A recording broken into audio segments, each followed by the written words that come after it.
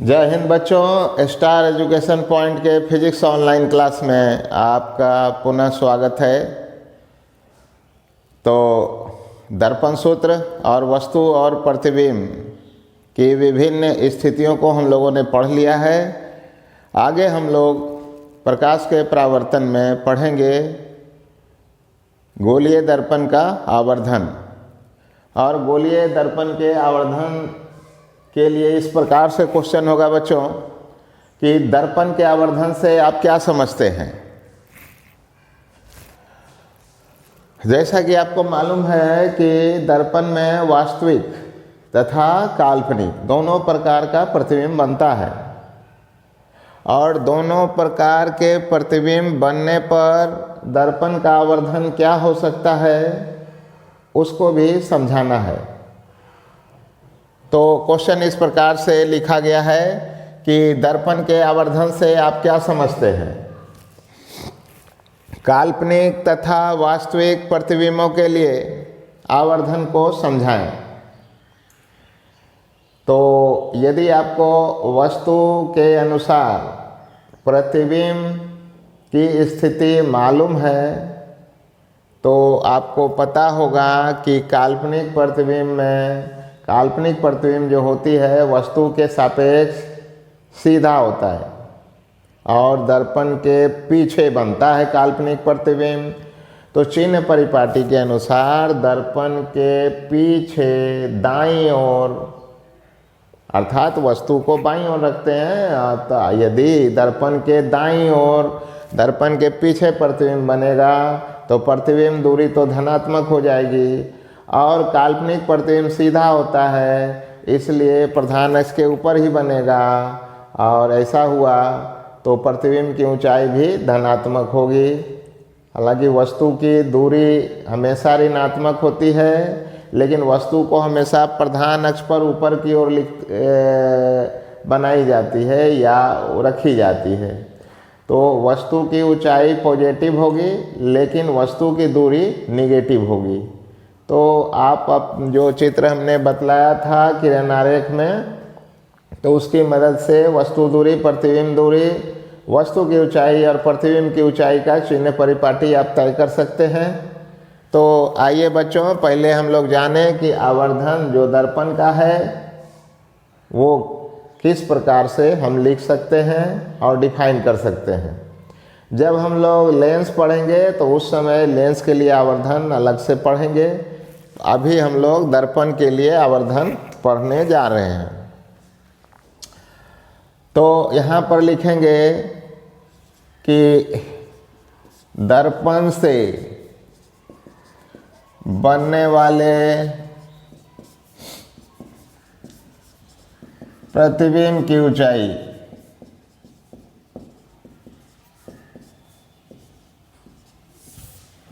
बच्चों ज़्यादातर किताबों में प्रतिबिंब की ऊंचाई को h2 से लिखते हैं, और कुछ किताबों में अलग अलग मान लिया जाता है ऊंचाई को।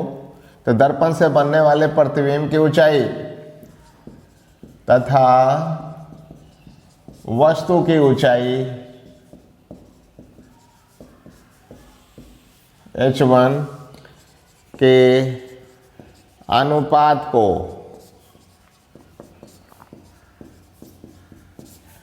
दर्पण का आवर्धन कहा जाता है।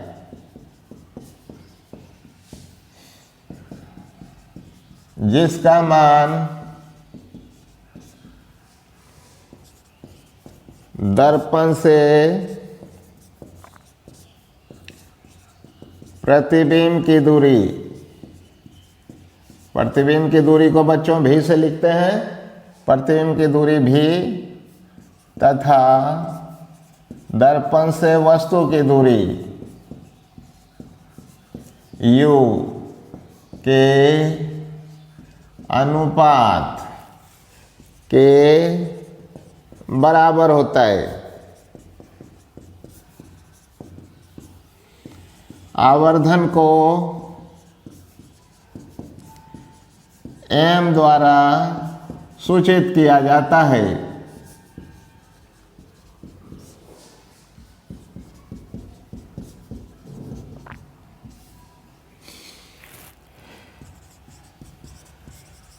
आवर्धन का कोई भी मात्रक या बीमा नहीं होती है।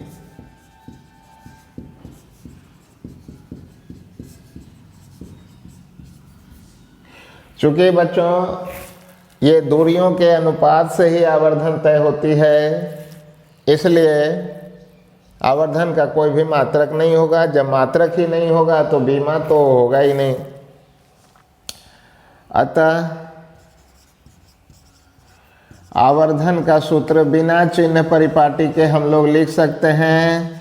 आवर्धन m बराबर H2/H1 बराबर V/U, इसको इक्वेशन नंबर 1 मान लिया है। अब चिन्ह परिपाटी काल्पनिक या वास्तविक प्रतिबिंब के अनुसार इसमें लगाएंगे और तब दर्पण का आवर्धन का सूत्र तय करेंगे। तो देखिए बच्चों, दर्पण के आवर्धन m का चिन्ह जो होगा वो H2/H1 के चिन्ह पर ही निर्भर करता है। तो यहाँ पर लिख देते हैं बच्चों नोट में,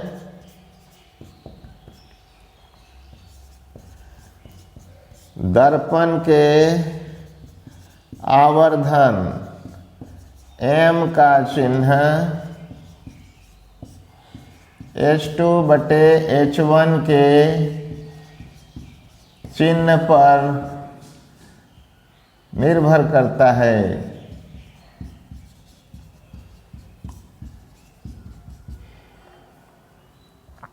ठीक ना।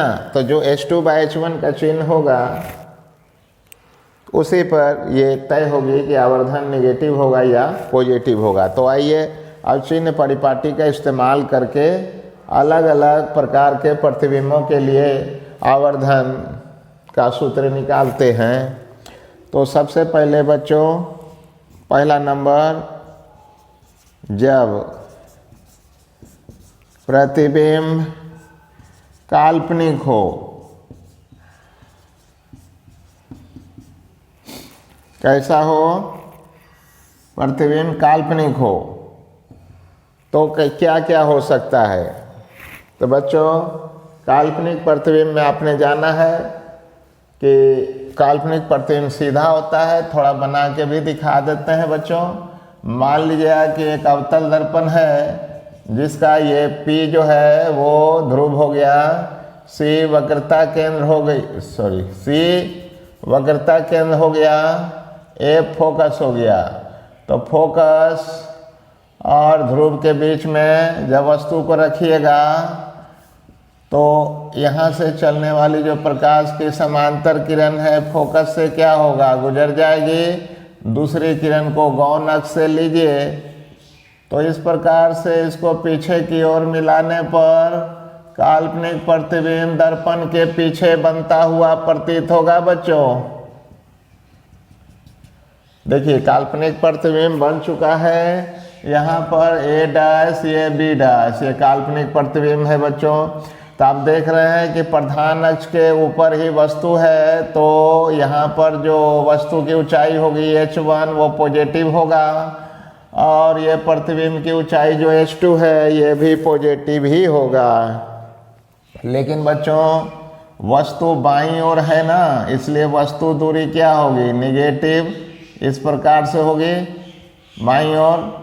और दाईं ओर प्रतिबिंब है इसलिए प्रतिबिंब दूरी क्या होगी, पॉजिटिव। थोड़ा सा इसको जूम करके देखिएगा। आइए लिखते हैं।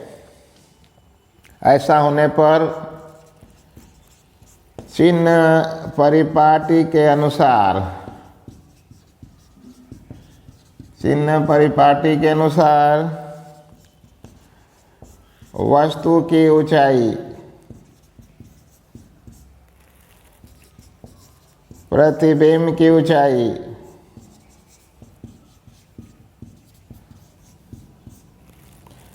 फिर दर्पण से वस्तु की दूरी, दर्पण से प्रतिबिंब की दूरी, सबको लिखेंगे। तो आइए देखिए, वस्तु की ऊंचाई जो होगी प्रधान अक्ष के ऊपर है, इसलिए प्लस h1 लिखेंगे। प्रतिबिंब की ऊंचाई भी प्रधान अक्ष के ऊपर ही है, इसलिए h2 लिखेंगे। वहाँ पर सीधा प्रतिबिंब बन रहा है h2 ऊंचाई का, इसलिए प्लस में आएगा। वस्तु दूरी तो सदा निगेटिव ही होती है, बाईं ओर वस्तु को रखा जाता है बच्चों। और प्रतिबिंब दाईं ओर बन रहा है, दर्पण के पीछे बन रहा है, दर्पण के पीछे दाईं ओर जो है, इसलिए ये क्या होगा, पॉजिटिव हो गया दूरी। ठीक ना। तो चिन्ह परिपाटी तय हो चुका है, किसके लिए, काल्पनिक प्रतिबिंब के लिए। अब इन चिन्ह परिपाटियों के मान सहित को रख देंगे समीकरण नंबर 1 में। इसलिए समीकरण नंबर 1 से जो दर्पण का आवर्धन होगा बच्चों, आवर्धन, ये देखिए H2 कैसा है, प्लस है, ये तो है, ये दोनों क्या है, प्लस में है। प्लस में है तो ये प्लस ही होगी ना, ये प्लस हो जाएगा। ठीक ना। तो H2/H1 दोनों प्लस में है, यहाँ भी दोनों क्या है, प्लस में है। ठीक है। और ये हो गया माइनस ये V/U। तो देखिए प्लस में आवर्धन निकला है जब प्रतिबिंब क्या होगा, काल्पनिक होगा। ठीक।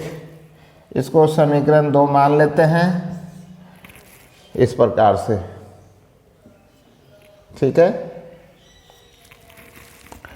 अतः स्पष्ट है कि जब प्रतिबिंब काल्पनिक हो तो आवर्धन का चिन्ह क्या होता है, धनात्मक। अतः समीकरण नंबर 2 से स्पष्ट है कि जब प्रतिबिंब काल्पनिक हो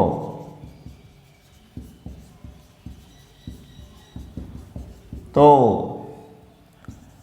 आवर्धन M धनात्मक होता है।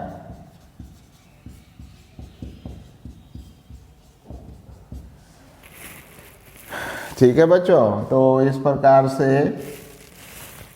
लिख दिया गया है। तो M बराबर -V/U ये सूत्र आ गया है।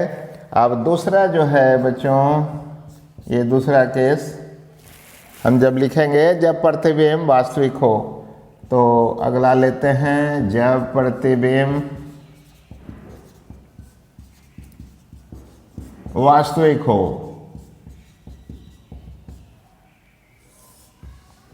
ठीक ना।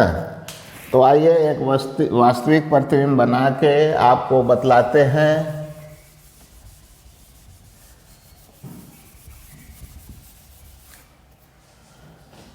देखिए बच्चों, मान लिया एक अवतल दर्पण है। वास्तविक प्रतिबिंब तो अवतल दर्पण में ही बनता है बच्चों। ठीक ना। इस प्रकार से इसका ये वाला हो गया वक्रता केंद्र और ये हो गया है फोकस।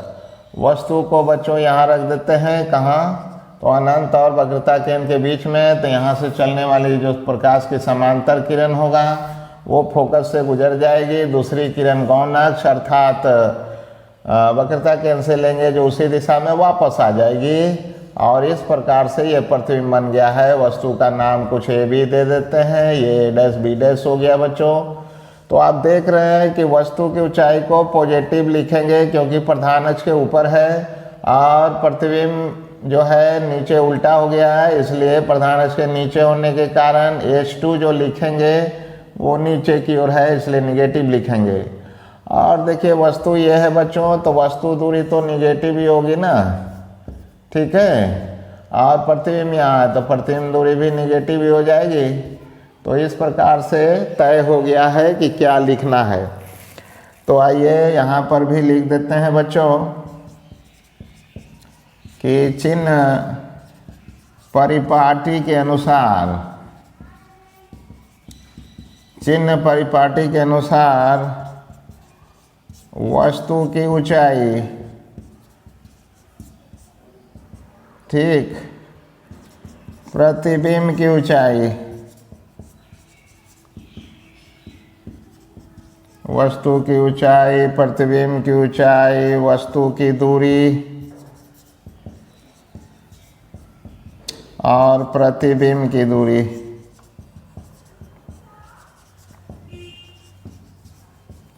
सबको चिन्ह परिपाटी के अनुसार लिखने जा रहे हैं।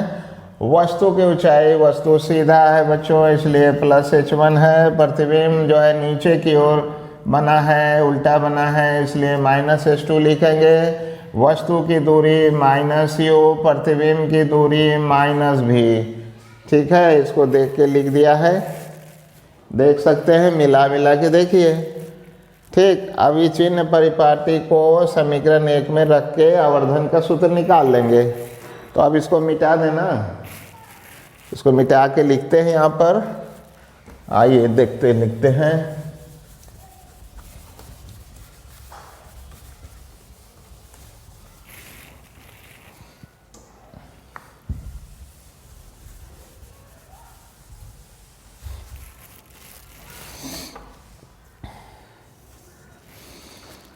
तो अब लिखेंगे बच्चों कि समीकरण नंबर 1 से जो आवर्धन होगा, अब देखिए यहाँ पर h2 लिखेंगे तो क्या हो जाएगा, -h2 +h1 बराबर -v/-u। इसमें लिखेंगे, m को नहीं लिखा है, इतना को लिखा है। यहाँ पर देखिए h2/h1 को ये क्या कहते हैं, क्योंकि m जो होता है इसी को ना h2/h1 कहते हैं, इसलिए बच्चों यहाँ पर m लिखा, अब प्लस माइनस क्या हो गया, माइनस। ठीक, अब बराबर लिखा, माइनस माइनस तो प्लस ही हो जाएगी, तो v/, क्या लिखना है, u लिखना है बच्चों। इस प्रकार से ये समीकरण नंबर 3 आ गया है। तो आप देख सकते हैं आवर्धन m का चिन्ह जो है निगेटिव आ रहा है यहाँ पर, ठीक ना। तो प्रतिबिंब जब वास्तविक हो तो आवर्धन क्या होगा, निगेटिव लिखेंगे। अतः समीकरण नंबर 3 से स्पष्ट है कि जब प्रतिबिंब वास्तविक हो तो आवर्धन m का चिन्ह ऋणात्मक होता है।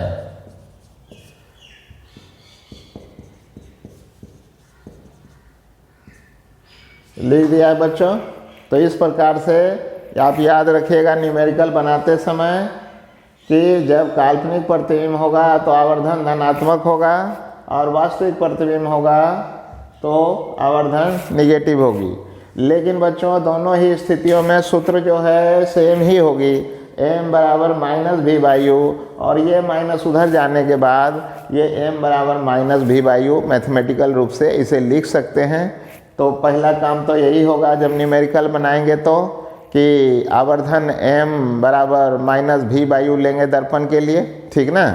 और उसके बाद देखेंगे हम लोग कि प्रतिबिंब काल्पनिक बना है कि प्रतिबिंब वास्तविक बना है। यदि काल्पनिक बना है तो आवर्धन को निगेटिव कर लेंगे, काल्पनिक बना है तो आवर्धन को क्या करेंगे, पॉजिटिव कर लेंगे, और यदि वास्तविक बना है तो आवर्धन को निगेटिव कर लेंगे। तो आइए उसको भी लिख देते हैं, यहाँ पर नोट में लिख देते हैं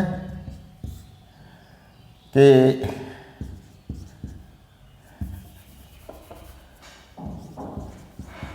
दर्पण के आवर्धन से संबंधित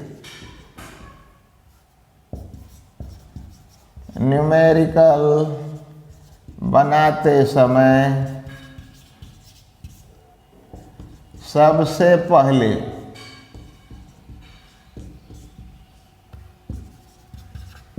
आवर्धन का सूत्र m बराबर -v/u लिया जाता है।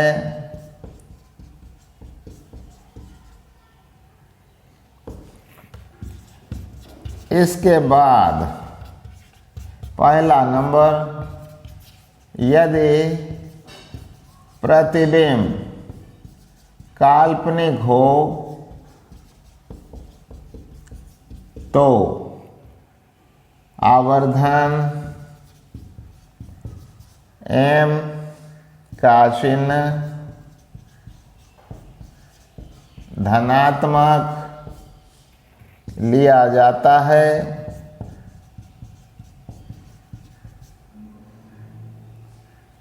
और दूसरा नंबर, यदि प्रतिबिंब वास्तविक हो तो आवर्धन m का चिन्ह ऋणात्मक लिया जाता है।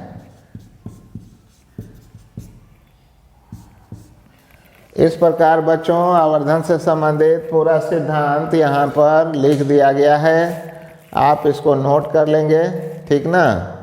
और आने वाले वीडियो में हम लोग आवर्धन से संबंधित न्यूमेरिकल जब बनाएंगे तब सारा चिन्ह परिपाटी क्लियर हो जाएगा। तो आशा है इसे आप समझ पाए होंगे। तो फिर से एक बार दोहरा देते हैं क्या सब आवर्धन में लिखा है। तो बच्चों किसी भी दर्पण का आवर्धन प्रतिबिंब की ऊंचाई और वस्तु की ऊंचाई के अनुपात से तय होगी, अर्थात प्रतिबिंब की ऊंचाई h2 और वस्तु की ऊंचाई h1 के अनुपात को ही आवर्धन कहा जाएगा, जिसका मान हालांकि दर्पण से प्रतिबिंब की दूरी v और वस्तु की दूरी u के अनुपात के बराबर ही होता है। तो परिभाषा के अनुसार तो आवर्धन ये लिख सकते हैं हम लोग, लेकिन आप देख रहे हैं कि ये भी दूरी है, ये भी दूरी है, ये भी दूरी है, ये भी दूरी है। तो दूरियों का अनुपात से आवर्धन तय हुआ है, इसलिए इसका कोई भी मात्रक नहीं होगा, क्योंकि ऊपर का और नीचे का मात्रक सेम है, इसलिए मात्रक नहीं होगी। मात्रक कैंसिल हो जाएगा। जब मात्रक ही नहीं होगा तो बीमा भी नहीं होगा, ठीक ना। तो इस प्रकार से यदि याद रखेंगे बच्चों, इस आवर्धन को रेखीय आवर्धन के नाम से भी जानते हैं, ठीक। अब आगे देखते हैं नोट में क्या लिखा गया है कि आवर्धन जो m है उसका चिन्ह h2/h1 के चिन्ह पर डिपेंड करेगा। जो भी चिन्ह इसका आएगा उसी के अनुसार से m अर्थात आवर्धन का चिन्ह तय होगा। अब सवाल है कि प्रतिबिंब तो दो प्रकार का होता है, काल्पनिक और वास्तविक। काल्पनिक प्रतिबिंब में वस्तु भी सीधा, प्रतिबिंब भी सीधा, इसलिए दोनों का चिन्ह पॉजिटिव होगा। वस्तु दूरी तो किसी भी हालत में निगेटिव ही होगी, ठीक ना। प्रतिबिंब जो है दर्पण के पीछे बनता है काल्पनिक, इसलिए पॉजिटिव होगा। और यही चिन्ह परिपाटी जो है समीकरण 1 में रखने के बाद यहाँ पर देखिए ऐसा आया है, और h2/h1 को m कहते हैं, अब प्लस प्लस प्लस हो जाएगी, अब प्लस माइनस माइनस v/u, ठीक। इस प्रकार आवर्धन का चिन्ह धनात्मक हो गया है, क्योंकि यहाँ पर लिखा गया है कि m का चिन्ह h2/h1 के चिन्ह पर डिपेंड करता है। तो h2/h1 का चिन्ह धनात्मक आ रहा है यहाँ पर, इसलिए आवर्धन जो है धनात्मक होगा। किसके लिए? काल्पनिक प्रतिबिंब के लिए। तो यहाँ पर लिखा गया है बच्चों। अब है वास्तविक प्रतिबिंब जो होगी, तो वास्तविक प्रतिबिंब वस्तु की ओर ही बनती है और वस्तु के सापेक्ष उल्टा बनता है। तो इस प्रकार से देखिए वस्तु तो सीधा ही रखा जाता है, तो प्लस h1 हो गया। प्रतिबिंब जो है चूँकि उल्टा हो गया है, इसलिए प्रतिबिंब की ऊंचाई निगेटिव में रखी जाएगी। वस्तु दूरी तो हमेशा निगेटिव होगा, और प्रतिबिंब चूँकि वस्तु की ओर ही बना है, दर्पण के आगे बन गया है, इसलिए ये भी निगेटिव हो जाएगी। ये चारों चिन्ह जो है समीकरण 1 में रख दिया जाएगा। तो रखने के बाद देखिए वहाँ पर लिखा गया है, यही चिन्ह को यहाँ पर लिखा गया है। h2/h1 का मतलब आवर्धन m है, और चिन्ह h2/h1 का प्लस माइनस माइनस हो गया है, और उधर देखिए दोनों माइनस कैंसिल होने के बाद v/u हो जाएगा, ठीक ना। तो यहाँ पर देख रहे हैं कि लिखा था कि h2/h1 के चिन्ह से ही डिपेंड करता है m का चिन्ह, है ना। h2/h1 के चिन्ह पर निर्भर करेगा आवर्धन। तो h2/h1 का चिन्ह यहाँ निगेटिव हो गया है, ठीक। तो इसका मतलब है कि जब प्रतिबिंब वास्तविक होगा, वास्तविक प्रतिबिंब के लिए आवर्धन जो है निगेटिव होगा। तो यही बात यहाँ पर लिखा गया। अब सवाल है न्यूमेरिकल बनाएंगे तो कैसे बनाएंगे। तो देखिए दोनों सूत्र जो है m बराबर माइनस v/u और ये भी m बराबर माइनस वी बाई यू ही होगा मैथमेटिकल रूप से, अर्थात माइनस को उधर कर दें तो m बराबर माइनस वी बाई यू होगा। इसलिए दर्पण से संबंधित जब आवर्धन का जो न्यूमेरिकल आएगा तो उसको बनाते समय आवर्धन का सबसे पहले सूत्र जो है m बराबर माइनस वी बाई यू ही लेना है, m बराबर माइनस वी बाई यू। इसके बाद देखना है कि प्रतिबिंब जो है वास्तविक बना या काल्पनिक बना। तो प्रतिबिंब चूंकि काल्पनिक हो तो क्या करना है, आवर्धन जो है धनात्मक ले लेना है, और यदि प्रतिबिंब जो है वास्तविक हो तो आवर्धन को क्या करना है, ऋणात्मक ले लेना है। तो यही नियम है बच्चों, जब आगे न्यूमेरिकल बनाएंगे तो और भी अच्छी तरह से यह स्पष्ट हो जाएगा, ठीक ना। तो इसे नोट कर लें। अब मिलते हैं बच्चों फिर अगले क्लास में, तब तक के लिए धन्यवाद।